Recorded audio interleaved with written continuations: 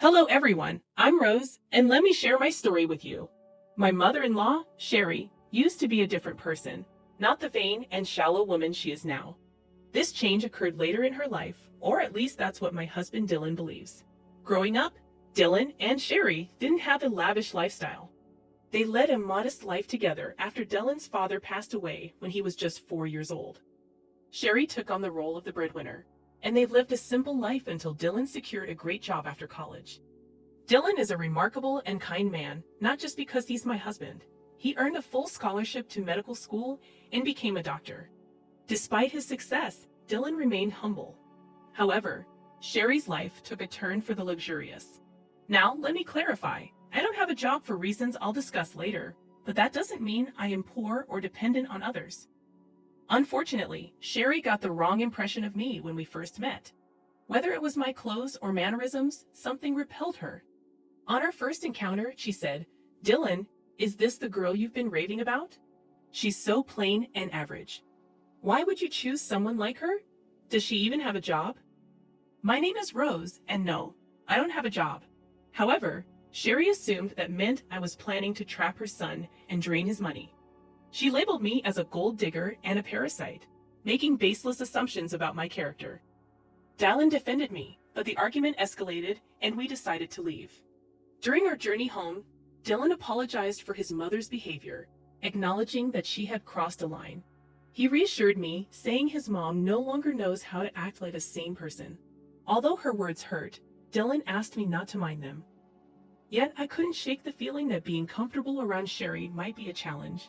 After all, she's the only parent Dylan has left. I decided to step back. We don't have much extended family, and completely cutting her off isn't feasible. I won't push you to be friends with her, but can you at least be civil around her? I can act respectfully towards your mom, Dylan, but I doubt she'll reciprocate. Don't worry, Rose. I'll keep her in check. If she crosses the line, we can consider reducing contact. I love my mom, but I love you too. I won't let her harass you for no reason. I was skeptical about my relationship with Sherry. Dylan assured me he'd stand up for me, but I still felt uneasy. Dylan and I got married 3 years after we started dating. We had a court wedding due to financial constraints. Dylan was sending Sherry a lot of money every month for emergencies. Even after we married, he continued this practice, straining our finances. I didn't stop him. I believed he had the right to help his mom.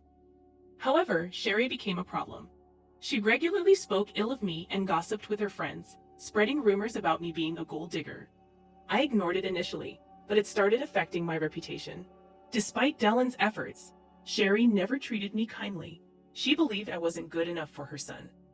Surprisingly, one day, Dylan told me that his mom wanted to invite me to a small party she was hosting. I was skeptical since she disliked me. Dylan assured me that she promised to improve and wanted me there. It seemed odd considering her recent financial struggles, but Dylan believed she managed somehow. I agreed to go, despite my concerns about her behavior. Dylan hoped his mom was making an effort, so I decided to keep an open mind. I truly wanted us to mend our relationship and become friends. I had serious doubts that Sherry would ever consider being friends with me, despite my willingness to be civil and make an effort for Dylan's sake. It seemed that Sherry had little regard for his happiness. Despite my skepticism, I decided to attend the party, eagerly waiting for Sherry to provide details. Sherry texted me the next day, and I assumed she was extending the invitation. However, her message took an unexpected turn. She started by mentioning the party at a 5-star hotel everyone had been raving about, promising her friends a great time. This excited her, and she planned to take 15 people. Curious, I asked if I was invited, given Dylan's assurance. To my surprise, Sherry responded with arrogance and disdain. She made it clear that I was not invited, emphasizing the exclusivity of the event due to her wealth, family status, and the supposed classiness of her friends. I was taken aback and confused, as Dylan had genuinely believed Sherry was extending an invitation. I expressed my assumption, only to be met with Sherry's condescending remarks, stating that I wouldn't understand the intricacies of planning such an event. I decided to maintain my dignity, acknowledging her message and clarifying that I wouldn't attend if I wasn't wanted. Sherry reiterated her stance, emphasizing her class and status, while I resisted the urge to respond with anger. Disappointed and hurt, I chose not to share this with Dylan. Instead, I patiently waited for the day of the party. Sherry, oblivious to the emotional impact of her actions, sent me a picture showcasing her and her friends in designer outfits, flaunting their status on social media. I refrained from responding, choosing to focus on my work and patiently await the unfolding of events. After about 3 hours, I received a call from my dad. And here's a confession for you all. My dad owns the hotel where Sherry was hosting her party. Sherry had no clue about this. 3 years ago, I inherited a substantial amount from my grandfather, which I invested in my dad's business. Now, I receive a share of the profits from the hotel and other family-owned businesses.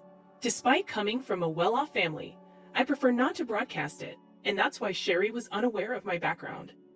She also had no idea about the high cost of the 5-star hotel and its restaurant. Sherry let her friends order without checking the menu or prices, resulting in a hefty $2,000 bill. This turn of events was the perfect opportunity for revenge.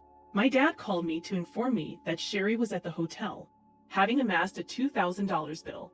She was now asking for a 50% discount, claiming she was short on cash. My dad sought my advice, as Sherry's party had been rude and entitled, upsetting the staff. As expected, I shared my frustration with my dad, recounting how Sherry had boasted about the party to mock me for not being invited. The irony was not lost on me, given that she couldn't even afford the party she was flaunting. My dad expressed his understanding of the situation and shared the challenges faced by his staff due to Sherry's behavior. I saw an opportunity for revenge and suggested making Sherry and her team wash the dishes, clean the entire kitchen and the floor, given their insulting behavior. I wanted to extend this revenge to include Sherry's team, who had also mistreated our staff. If Sherry tried anything foolish, my dad could call the cops on her. My dad laughed at the suggestion, giving it a big thumbs up. He even offered to share pictures of the event. It seemed like the perfect chance to turn the tables and teach Sherry a lesson about humility and respect. When it happened, I would have relished seeing Sherry face the consequences of her actions. My dad promised to follow my suggestion and hung up. An hour or so later, he sent me pictures of Sherry and her friends washing dishes and wiping the floor at our restaurants. Dad also shared that when Sherry saw him as the restaurant owner, she looked relieved. She began telling him that she knew the owner and they would get out of the situation. To her surprise, Dad instructed her to clean his restaurants. She was dumbstruck for a while, and when she started to protest, Dad reminded her that since she didn't consider me family, he didn't consider her family either. It was a hilarious turn of events, and though I wished I was there, I did get some good pictures. After a while, Dylan came home looking visibly upset. I could tell he had heard from Sherry about what happened, and I knew she must have given him a twisted account of the events. He approached me, questioning what he heard about my dad making his mom clean the restaurant dishes. I explained to Dylan that it was the usual norm for us in such situations. Sherry had gone to our restaurant, racked up a $2,000 bill, claimed she didn't have more than $1,000, harassed our staff, and her party had been a nightmare. I believed this punishment was fitting. Dylan seemed surprised and questioned who Sherry had taken with her and what they ordered. I informed him that she took 15 people, and they ordered a lot, especially the fancy items. He expressed disbelief, as Sherry had told him she was taking only 4 people and had invited me, but I declined. I clarified that things didn't happen that way, and I showed him the text messages from Sherry. Dylan requested the bills and asked me to show him the texts, wanting to understand the situation better. I showed Dylan all the texts, and my dad sent him the bills. I also presented some pictures to illustrate the scale of Sherry's party. Dylan grew extremely mad when he saw everything. He called Sherry, asking her what was wrong and why she hadn't told him the full story. Sherry claimed she only mentioned being short of cash, and I must have given him a different story to sabotage her. Dylan confronted her, pointing out that she declined my invitation and insulted me by saying I wasn't classy enough for her. Sherry tried to brush it off as a harmless joke, but Dylan wasn't buying it. He questioned her spending thousands of dollars taken from him on friends while insulting his wife. He called her out for her actions, stating that spending $2,000 on food and drink wasn't a small matter. Sherry was left trying to justify her actions, while Dylan expressed his disbelief at her behavior. I made a mistake by giving you money whenever you shared stories about needing it, Mom. Well, guess what? I'm not giving you any money again. But Dylan, you've been so supportive for so long. You can't just stop now. It was a one-time mistake. Dylan, why are you overreacting? No, Mom, I am not overreacting. This is not a one-time mistake. If you can't even consider my wife as family, I don't want anything to do with you. I always thought you would change your mind, but you never did. I'm not paying you to insult my wife and call her classless while she sacrifices a lot to support you. This ends now. Dylan didn't listen to Sherry anymore. He hung up on her and blocked her number. He also apologized profusely to me for being mad at me without knowing the full story. I forgave him because, well, he did stand up for me. We had a serious discussion about Sherry and jointly decided that she will no longer be in our lives for now. Yes, Dylan is now a wealthy man, but he knows to stay humble. He found Sherry's behavior completely unacceptable, especially because it was directed towards me. I agreed with the fact that it was very unfair to me, and I was all set to remove her from our life for good. In the next few days, Sherry reached peak madness. She realized that her own actions may have damaged her relationship with her son for good, sending her into a horrible panic. She showed up at our house and demanded to speak with Dylan. Slowly, her demands turned into begging after she was turned away from the door every time. Yes, Sherry worked and earned some money. However, it wasn't enough for the high-end lifestyle she had gotten used to all these years. Dylan had stopped giving her money entirely. Instead, he invested some of his funds into my dad's business to help him open new hotels and restaurants in the neighborhood.